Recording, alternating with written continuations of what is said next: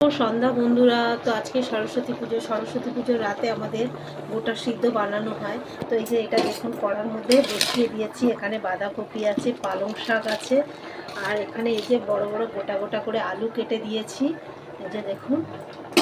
আর এখনও অনেক সবজি আছে, সেগুলোকে আমি এখনও দেইনি, ওগুলো দেবো আস্তে আস্তে। তো এই যে দেখুন বড় বড় সাইজ করে ফুলকপি কেটে রেখেছি। এখানে এই যে দেখুন লম্বা লম্বা করে বেগুন কাটা আছে, শিম আছে, বিনস কড়াই আছে। আর এখানে এই যে দেখুন বিউলির ডালটা ভেজে আমি জলে ভিজিয়ে রেখেছি। তো এগুলো দিয়ে আমি এখন গোটা সিদ্ধটা বানাবো। তো আগেই আমি বসিয়ে দিয়েছিলাম, কারণ এটা হতে বেশ কিছুক্ষণ সময় লাগে। তো চলুন আস্তে আস্তে হতে থাক, তো তারপর আপনাদের সাথে আবার শেয়ার করব।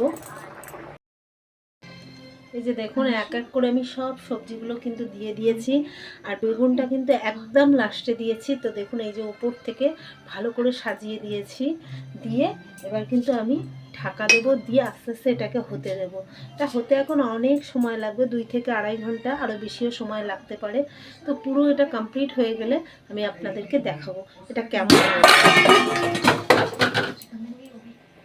তো এই যে দেখুন আমার গোটা সিদ্ধটা কিন্তু পুরো কমপ্লিট হয়ে গেছে। তো দেখতে কত সুন্দর হয়েছে দেখুন, তো খেতে দারুণ হবে। তো জানেন আজকে গোটা ষষ্ঠী সবার বাড়িতেই হয়, তো আমি তো এইভাবে বানিয়েছি। আপনাদের যদি ভালো লাগে লাইক কমেন্ট শেয়ার সাবস্ক্রাইব করবেন। তো চলুন পরের ভিডিওতে আবার দেখা হবে।